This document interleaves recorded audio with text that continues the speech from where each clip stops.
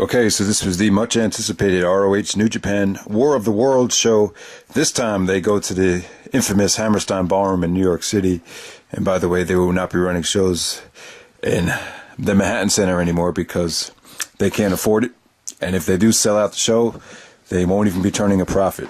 So we have the first match of the night, Matt Taven and ACH with the Sicilian psychopath Tommaso Ciampa taking on Takaki Wantanabe from New Japan, teaming up together with the Forever Hooligans of Alex Kozlov and Rocky Romero. And Alex is actually here for this video to help me out. So what do you think of this match, Alex? Hey everybody. I thought the crowd was great. ACH got a great crowd response, and there was just a great crowd reaction. It's a shame that they won't be in the Manhattan Center anymore, because that crowd is always great. They're always really good. Whenever I've been there, I thought they've been good. Well, okay, never mind.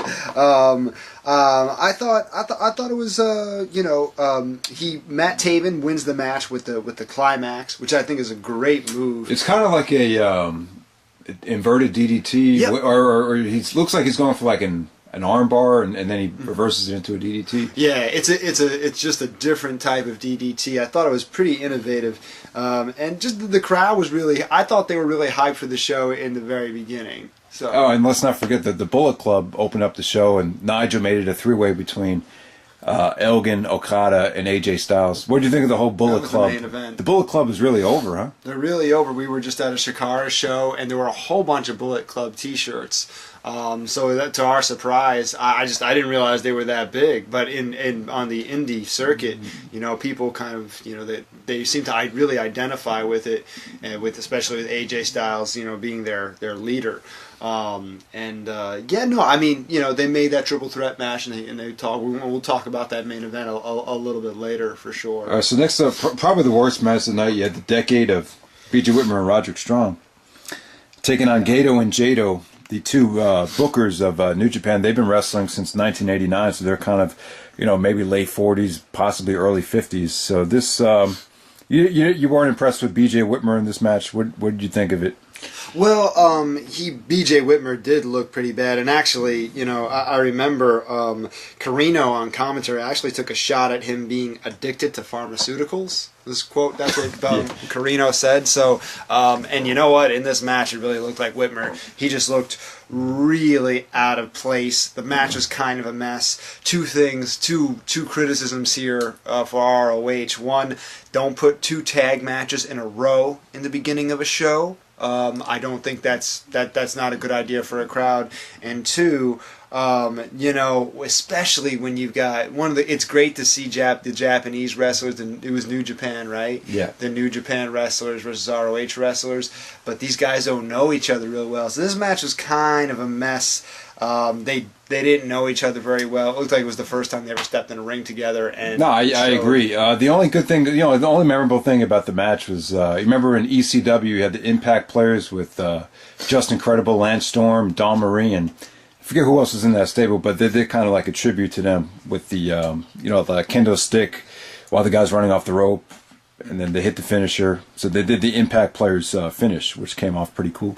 All right, so next up we have Jay Lethal. Well, before we get on to the next match, let me just I want to talk about your point, and I agree. I think the problem with these New Japan ROH shows was they brought in, I don't want to say too much talent, but they should have made the cards, more appealing. I think there was way too many tag matches, way too much talent just, stuffed into matches just to fit as much talent as you can on the show. And that's the problem I thought PWG has been having over the last year as well. So I agree with you, like way too many tag matches on both of these shows. Yeah. All right, so next up we have Jay Lethal versus Kushida for the ROH TV Championship. And I thought Kushida, he actually teams up with Alex Shelley. And I don't know, for this match, I felt like he seemed kind of out of place here. Really? I just think he did. I don't know. Without Shelley, it just seemed like I felt like they could have put him in a better matchup.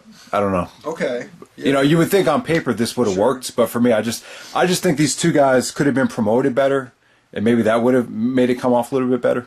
Yeah. I don't know. It just felt like a rushed little television match. Right. 15-minute time limit. Yeah. Well, Kushida did look good though. He did, right? The Japanese dude. Well, this was the first time I ever saw Kushida wrestle, and I was impressed. I actually thought he was I thought it was a very good match. It was only. It didn't feel like 15 minutes. It felt like it was. You know, I kept looking. It's like, man, it hasn't been 15 minutes yet, but not in a bad way. Not like, oh, this match is 15 minutes. It feels like 45 minutes. I actually thought, there were some great pops. Kushida did a flip onto the outside. Just had a great pop. Martini was thrown out by the ref because he pulled the ref out, because he went right before the ref hit a 3 count. Kushida would have won the TV title. Yeah. And the crowd really, booed that in a good way, and really got some heat. So I actually thought the match, it really made Jay Lethal look good, and at the same time it got him some heat. Being in Martini's camp now. So, I mean, for me, seeing a Kushida match the first time, I actually thought it was one of the better matches of the night. All right, yeah, it was good stuff. So let's roll up to the Bullet Club.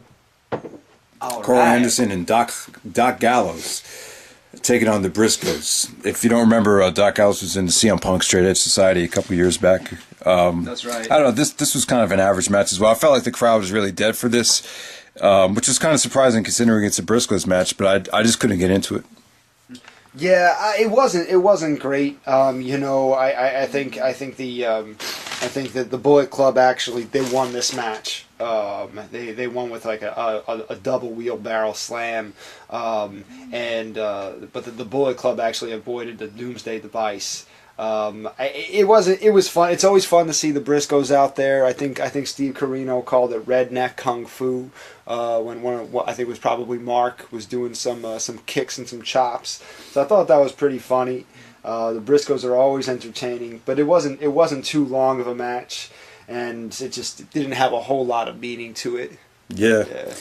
So next up we have the Shinsuke Nakamura, who's actually my favorite New Japan wrestler, taking on Mr. Wrestling Kevin Steen. And this is really the only, one-on-one, dream match that I found somewhat appealing. I wouldn't say Nakamura and Steen would be on my top list of dream matches, but this is really the only dream match we got throughout the whole weekend, in my opinion. And, it was good and everything. I just felt like Nakamura was a little bit too overprotective. I think the match could have been better. But it was still good stuff, still a lot of fun, still pretty hard hitting. Steen kicked out of a couple of Nakamura's, running knees to really get the crowd into it. But so what do you think of Steen versus Nakamura? Yeah, no, this was one of the better matches of the night. Not a bad match by any means. There's Nakamura kill Steen kill. Nakamura kill Steen kill. So the crowd was definitely excited for this match. But it wasn't a great showcase of Nakamura because, and the proof of it is you told me you weren't impressed with his moveset. No. But if you've seen this guy wrestle, I think he's the best worker in New Japan. Over the last couple of years, from my personal taste. Yeah, I didn't see how great he was in this match. I'm not sure he really got a chance to showcase everything that he can do. But I mean, he ended up winning the match, with his finisher. Steen definitely put him over. And this probably was his last match in NYC. Kevin Steen's, They did the whole angle with him and Silas Young. Right. What'd you think of that? Silas Young came out. I think he looks like he's from Punch Out on NES. He looks like a video game character. He cracks me up. Actually, it was a pretty good segment. It created a lot of heat because Steen's trying to make his speech with his last match in NYC, and then Silas basically calls him a PUSSY. I don't know if you have a PG channel in this PG era. He said his son's going to become a quitter. He didn't call his son a pussy, but he called his son a quitter. If he called his son a pussy, I would be like, whoa, Well, his son's not even born That's yet. right, I know, that's right. His son's, the baby's not even born yet. Yeah, baby's still... I don't even know. But, all right. At that point, the baby wasn't born yet, yeah. All right, so next up is Hiroshi Tanahashi versus Michael Bennett. And, a lot of people were really disappointed by this match, but it should come as no surprise. Let me just say this. When you're as big as New Japan is, it's really not worth it to put your main guy in like a 30-minute war with the other company's best wrestler. I could see from their point of view, you don't want Tanahashi to get hurt on one of these, U.S. shows. It's just not worth it. Isn't that what they used to do? Well, no. What they used to run with Pro Wrestling Noah. Right. See, Noah and New Japan are totally different. Noah has like this "I don't give a fuck" mentality where they'll put Kenta in the ring with anybody, and it's still going to be the same style, still going to be the same effort. I think some of those guys in Noah, like Kenta, like I don't know, maybe more Shima Marufuji, Go Shiozaki. It's like it's just one style. They don't know any other way but just to go all out. But sometimes with New Japan, from what I've seen in the past, it's just having the guys come out to the ring is good enough, because they're so legendary and so over. So Bennett versus Tanahashi, I found it boring. You found it kind of boring. Not too. much to say. It was bad. It was really low. And a lot of it falls on Bennett. Everyone. Some people thought this guy should have been world champion a couple years ago, just because he's different than your typical ROH guy. But to me, the guy is, I called it 3 or 4 years ago. The guy sucks. I find his offense very, very generic and very slow and very, just not fun to watch. You can tell he spends a lot of time in the gym. Yeah, you made a comment about how they're sucking up to WWE. Maria looks amazing. Yeah. She's beautiful. I wouldn't be surprised if WWE snatches her up again. But he doesn't have a lot of tools in his arsenal as a wrestler. Not that, and I've seen a couple matches from him now, and I just don't. Yeah, and the disappointing thing is, to me, this was a huge opportunity for him, and once again he looks like he's wrestling in slow motion. Right. Maybe he needs to drop some muscle or do something, man. Because I don't think he's any better of an athlete than someone like myself. I really don't think so. Or me, Alex Sanders. I'm just fucking around. Yeah, he'd probably kick your ass. Right? It's true. It's true. I could beat him in a staged wrestling match. All right. So next up we have the Young Bucks versus Red Dragon. What'd you think? Oh, wow, that was one of the better matches of the night. Absolutely. No, it was better than any ROH match from last year. Really? It really was. Really? It was, yeah. Yeah, so if you're going to see this pay-per-view, that's the one that I think you'll all raise your eyebrows out because, I mean, if you know who the Young Bucks are, they put on a clinic, man. They were friggin' amazing in there. And the Red Dragon was Red Dragon ended up winning the titles. But there were so many great spots, such great flow. The crowd really got into this one. What was the highlight of the match for you? I guess when the Young Bucks went for the combination of the moonsault and the 450, and then Kyle O'Reilly locked in the triangle choke. Yeah. When he came down, that was one of them. I mean, it was just once again just amazing. Yeah. Yeah. A lot of Bobby Fish with the Falcon Arrow. Remember that? Yes. Yes. That was that was really great. I mean, they really had the crowd rocking. It is two great, legit tag teams. Mm-hmm. The Young Bucks are on a roll right now, and Kyle O'Reilly's probably the best wrestler in ROH. So it was a no-lose situation. It was definitely stole the show. Yeah, absolutely, definitely stole the show. If you watch this one, watch it for this match. And Nigel was great on commentary. It was one of those matches where Nigel just kind of lost it and like totally forgot about what he was doing and just became like a fan, right? Right. He wanted to get back in there. Yeah, he probably did because he got so into it. Yeah. All right. So next up we have Adam Cole versus Justin Thunder Liger as what's his name? What was his name again? Todd Grisham, yeah. Todd Grisham so eloquently pointed out on the Chris Benoit DVD set 10 years ago. But, Adam Cole versus Liger. You could kind of tell just by this match how great of an ROH champion Adam Cole is. And there was just, no one really wanted to see this. I don't think anyone was really excited for it. It was good for Adam Cole's career. But in terms of the best champions in ROH history, I think Adam Cole might be one of the top 3 worst champions in ROH history, even though he did have a pretty solid reign. Yeah, no, I mean, he doesn't do anything in that ring that really impresses me. Nothing new, nothing really unique. He won the match at the Figure 4, right? Yeah, he won the match at the Figure 4. It seemed like it was on its way to becoming a decent match, but it never really picked up. It never really went anywhere. Yeah, well, Liger's like almost 50 years old. Yeah. But, I thought Austin Aries versus Liger had much more hype and definitely delivered. Samoa Joe versus Liger from Bound for Glory was it wasn't great, but at least it had a lot of hype. This had no hype, and I just didn't think it delivered at all. Yeah. No, So I agree. I mean, but, Adam Cole won. It kind of put him over, but not. He's been an underwhelming champion. You know, I think there's a lot of good things about him, but my problem is when you have guys like Kyle O'Reilly and Michael Elgin and even Jay Briscoe and, you know, guys that are significantly better than your ROH champion. I just don't think it's a good thing. Yeah. Especially when ROH is still kind of in a transitional rebuilding phase since the departure of so many legends. Yeah. All right, so next up we have the main event. We have the phenomenal AJ Styles, Michael Elgin, and Kazuchika Okada, the Rainmaker, for the IWGP Heavyweight Championship. This was actually a triple threat match, one fall to a finish, and thank God they booked this match. You know, if Cedric Alexander, by the way, Cedric Alexander got like no reaction when he attacked Roderick Strong, but if Cedric Alexander didn't get injured, we probably would have just got AJ versus Elgin as the main event, and the crowd would have shitted on that. And AJ, to me, it seemed like AJ got a lot of heat throughout this whole weekend. So that was kind of interesting. But I don't know. I thought Elgin was definitely the MVP of the match. The fans were definitely rooting for Okada to win the match. I felt he was the most popular guy. But do you remember what were your thoughts on the match? I thought it was good, but not amazing. But it definitely delivered.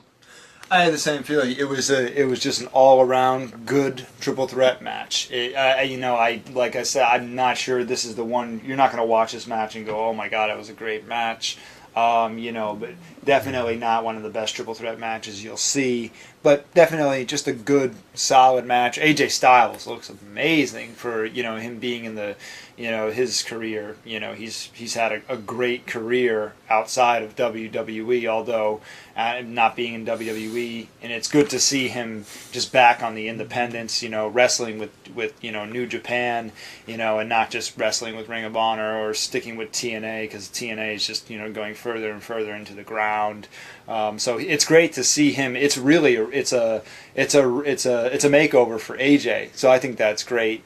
Elgin looked really strong in this match. He did a couple of deadlift German suplexes, and Okada. I'm not too familiar with him, but it was just a good all. Yeah, it wasn't like if you've never seen Okada before, it'd probably be hard to walk away from the match saying, what's the big deal? Right. It's tough because he's working with two American guys in the main event, and he's still pretty young, so I give him credit. And I think that's the thread for this entire pay-per-view is that if you're going to have Japanese wrestlers come over and wrestle with American wrestlers, it's a great opportunity to showcase the talents of both brands and both countries. But instead, what I got was more of, I walked away from a lot of these matches feeling like, I just got, what's the best way to say this? Just a slice of what they could actually do. They gave me just just a little bit of what the Japanese wrestlers could do. That's, to be honest, that's all it needed to be. I mean, when New Japan was announced for these shows, they sold out like in 2 hours or whatever. Really? Yeah. So there was really not enough of a. It wouldn't be beneficiary to New Japan if they had these guys, just go all out and, some of them get injured. Right. Especially with this show being significantly less important than your typical, New Japan show. Okay. Yeah, I just remember other ROH, Pro Wrestling Noah shows walking away going, whoa, those guys just put on a show. Those guys just threw everything on the table, and maybe. Remember, if you remember seeing Dragon Gate in ROH and Noah in ROH, you would get a much different impression from them than you got from the New Japan guys in this show. But to paint a picture, I think it'd be the equivalent of WWE going to like an indie in Japan and having them go all out there. It's just not going to happen. Okay. So you got to think of it in terms of that, maybe. Right. But I still appreciated the shows. They were still good shows. There's some good efforts from the New Japan guys, and these aren't going to change the world like a Glory by Honor 5 Night 2 did. But that's pretty much it, guys. Take it easy and hope you enjoyed the show.